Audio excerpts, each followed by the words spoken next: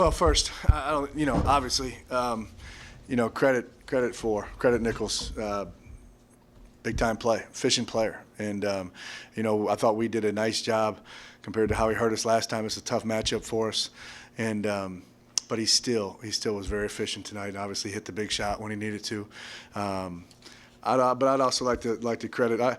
Though we always play. I think this group just plays so hard, but we were a little flat early, and I thought our crowd really got into it late. I appreciate that, but also our guys. I thought they really fought, and when you fight as hard as they did to come back and you build yourself that deficit, sometimes you don't execute as well as you need to down the stretch. And that certainly was the case tonight. I thought we were a little tired on some of our decisions once we got down the last few minutes, but I can't fault our guys at all. I appreciate their fight and their heart, and that's why they'll bounce back and be ready to go on the next one. Did you like the defense on Nichols? Didn't look like he had to create a good game for himself.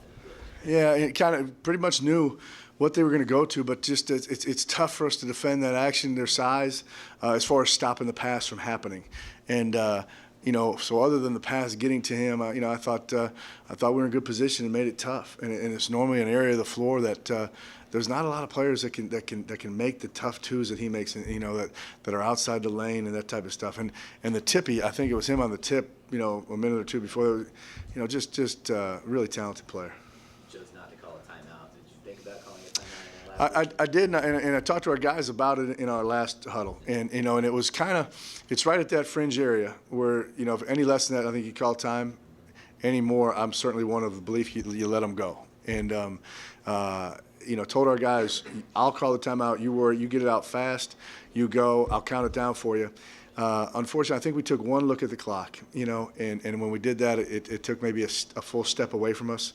I don't know if we would have got a better look if we'd have called timeout. I doubt it. I think if we'd have just flowed through and let it go, a half a second later, I think we would have had, our best shot at it. And that's what we practice.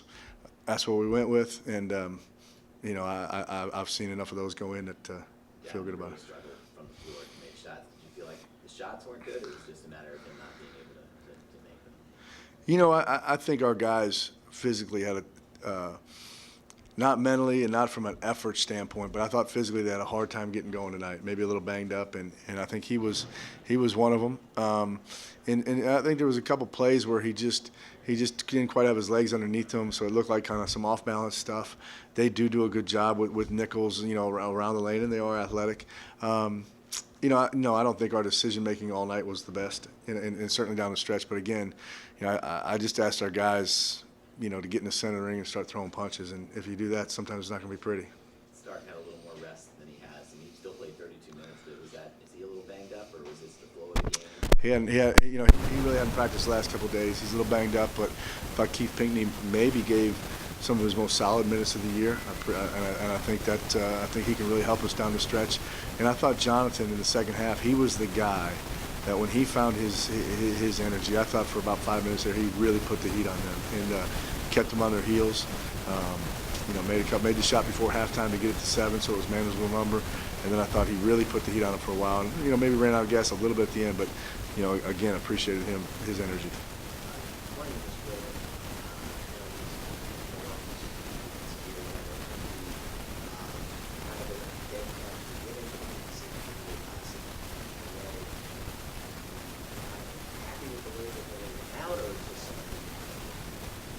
No, I thought down the stretch the crowd really got into it. I'm hopeful that maybe some people that haven't found their way to campus because of the change in venue, maybe we picked up some new fans tonight that appreciate the way this team plays, and going forward it can be part. I think that it's a great venue. Obviously, I love Devlin Fieldhouse when it's full, but as I said many times, between the Smoothie King, Devlin, and then the Hurt Center, when we put that full package of facilities together, we can compete with anybody. So I think there's a formula there that they all can be a part of it. Jay, what do you think counted for the end of the game there? Austin Nichols obviously was very difficult to deal with. What do you kind of what was he doing that was so difficult to stop at the end? I think the best defense was played on him. That was a tough shot. it wasn't much else we could do scheme-wise. I mean, we all playing hard, and I'd play that play 100 times over again. We might get a different result. So, for me, nothing. Just how tough was it the way the game ended? You guys were behind almost the whole way and fought back and put yourself into a position and Definitely hurts. I mean, again, you play that game over 100 times and you might get a different result, but it hurts worse when you fought and laid it out on the line like Trey and everybody else, and it's a different kind of hurt when when you're right there and you don't get the result. Was there anything that you could point to that was different? You guys were able to kind of come up and make those winning plays in Memphis in a similar type of game. Was there any big difference? Was it just a shot here or there falling that you could point to? Yeah, a couple loose balls shot here or there. Nothing crazy. I mean, we had it. How much did turnovers hurt you guys tonight? It seemed like they pressured the ball a lot, and especially early on. Did you feel like that was kind of a big part of the reason tonight? Maybe so. I felt like a few of them, a lot of them were our force. We might have could have made a better decision of not throwing the pass or something like that. So they weren't just crazy pressuring us like that. So I don't think that was too bad. Jay, did you notice that Anthony Davis and Tyreek Evans were sitting courtside? Yeah, I walked by and they said something, and then we were on the bench, and attention is always drawn to NBA players. So I recognized they were there. How did it feel to be playing in front of two NBA greats? I mean, we play against the NBA great all the time. It's nothing crazy, but I mean, it's awesome to have him here. Awesome to have him here. Trey, how tough was Nichols down the stretch? What was he doing well, and what makes him kind of tough to stop at the end of the game? I actually wouldn't call it tough. I mean, one rebound he did come up big. He just made big plays, 2 big plays. Hats off to him. Trey, you didn't have a good first half. You came out with a lot of energy to start the second half. Anything different? When did you feel like you needed to do that? I just knew I needed to light another fire under myself. I came out with a lot of energy and intensity, but it kind of died down, which was on myself. You guys you had another long scoring drought early in the first half. Can you put a finger on what's going wrong during those stretches? I think you went more than 7 minutes without a point. It was. I don't think it was too crazy. We just a couple of spaces, a couple of execution spots on the floor like that. That stuff gets gets us a little messed up sometimes. But other than that, like just shots didn't fall. Yeah, there were several occasions where it got to 8, 9, 10 points, and you guys were able to pull it back in, and then it kind of felt like it stayed that way for a while. Was it difficult to kind of capture that momentum and get it all the way back to take a lead, or what was kind of going on in that circumstance? Well, the game of basketball is runs, and how you manage the runs, that's what separates good basketball teams. So if we stopped them 2 more times here, that might have turned them over a couple times, or that might have stopped them from scoring or something. It's just you never know. You just keep playing the game, and hope you get those right stops in the right places. What do you think about playing in this building? I know this is a little different, not exactly your home floor. Does it feel like a home court type game? Yeah, I mean, it's basically home. I love shooting here. And the home crowd was amazing. So it didn't throw us off it too much. But it's a different place and stuff like that. But once we get the Devil, we know we're at home. Good win for us. Let me just first off say, I have so much respect for Tulane, Coach Conroy. I think Coach Conroy is one of the most underrated coaches in the country.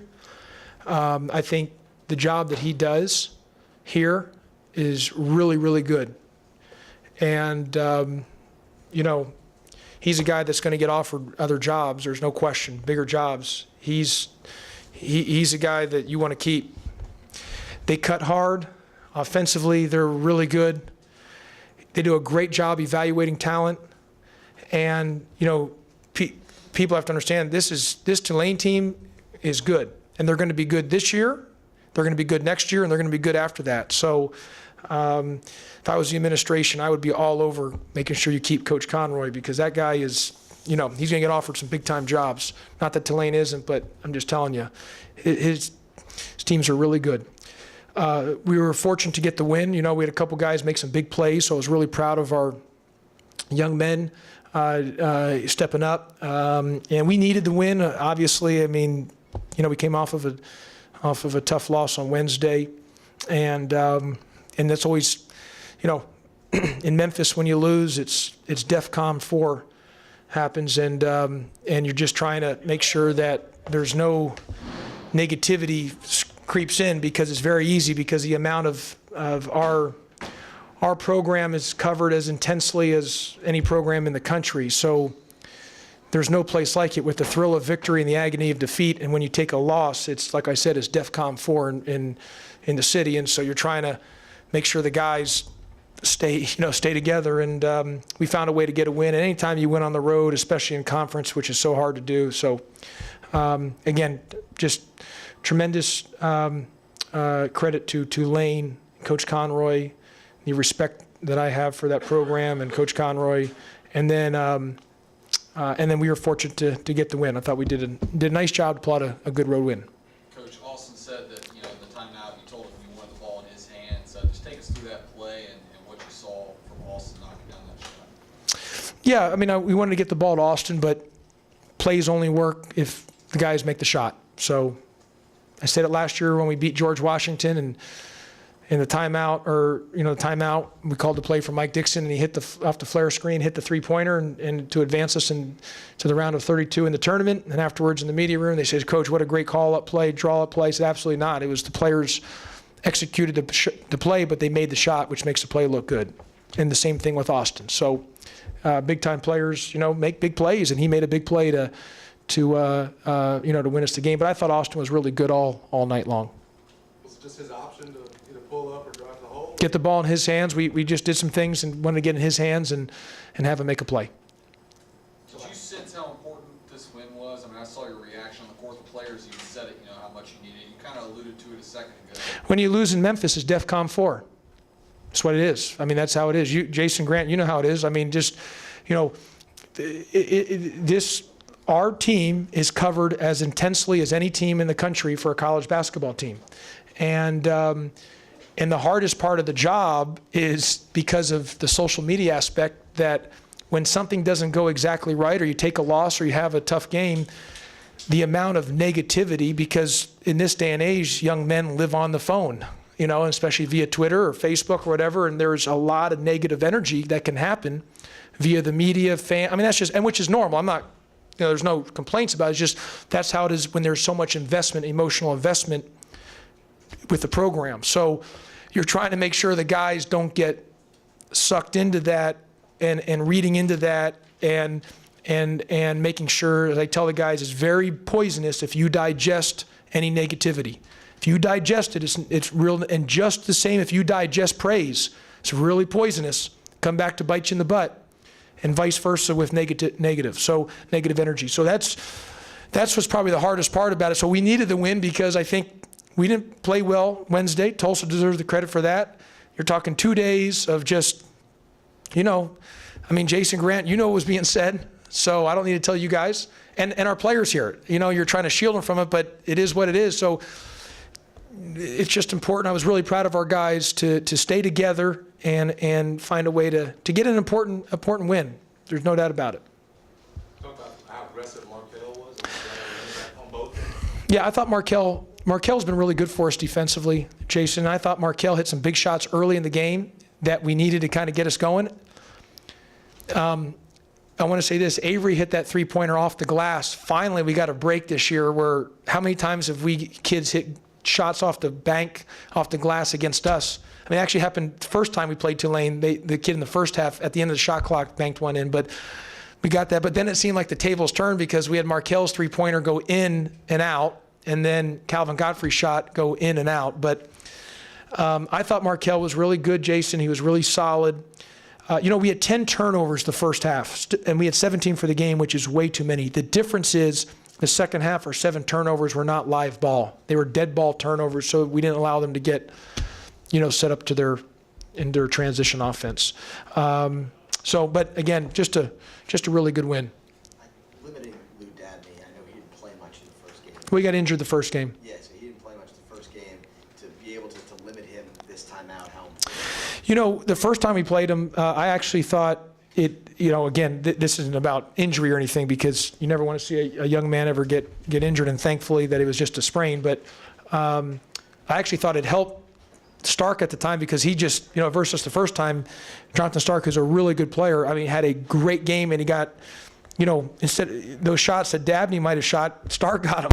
And not that they still wouldn't have beat us. I mean, obviously they beat us, but it allowed Stark to get, 10, 11 more shots probably. The ball more in his hands and some things, so we really had a good game. But we knew we had to stop Dabney, because if you look at his stats, because he only played a minute or two against us, and that counts in the stats, he's really averaging about 20 a game in conference if you take, because our game's included. So we knew we needed to do a great job on him. We knew we needed to do a great job on Stark, and we had to do a great job on Hook. And those three guys are really good players. I mean, those three are high-level guards. They can play anywhere in the country. Anywhere in the country. Just shorten the rotation, and Nick had a great attitude, and nothing more than that. I'm just trying to shorten the rotation a little bit, and Nick, again, like I said, I felt he really had a good attitude on the bench. So I thought all the guys had a great attitude on the bench. I thought Damani Cunningham really came in and helped us win the game. I thought he changed some things with his speed, and I'm really proud of Damani, because he hasn't played a lot. And then the last few games, and then he came in and took advantage of an opportunity. No difference than what Pookie did earlier in the year. No different than what Kedron did. So, it's just one of those things where guys got to stay ready when their number's called and take advantage of it. You talk about shortening the rotation. You played 10 guys. But hold on, Grant. 9 of them were double-digit minutes. So and you're talking. Part of the shortened rotation was Damani. Usually, you're not going to play 3-point guards. But it happened this game where we needed to get Damani in, because I just felt the flow of the game. And so you're really talking, 8 if you're not playing 3-point guards, and the main minutes, Austin 34, Markell 32, Avery 35, Kedron 25s, and then everyone else was just kind of, it's a feel and a flow as it goes. Right. I guess I was just trying to say, is Nick in a position where he's not going to play enough? No, we're just shorting rotation, and he had a great attitude, and it was just a situation where I just shortened the rotation. just thoughts on Tulane playing in this building, and you guys get so much settled. Yeah, no, I mean, it's a great arena here, obviously. It's a great arena, and it's it's a big-time arena. And we were fortunate we had Tyreek Evans come into our locker room, and, Anthony Davis was there. So, obviously, I was an assistant coach when Tyreek was with us, and loved Tyreek Evans. And so it's a great arena, and, that's what it is. But, again, just like what I said with Coach Conroy, you guys are lucky. You got a big-time coach. Don't lose him. He doesn't necessarily need it, but how much confidence? Well, I didn't, I thought he was tentative on Wednesday. He didn't practice Monday or Tuesday with any contact just recouping from some stuff. And so I thought he was a little out of rhythm Wednesday, but this is good. His progression has been great from one year to the next. And then his progression of making that big shot, really, really proud of him. He's a big-time player, and big-time players make big-time plays.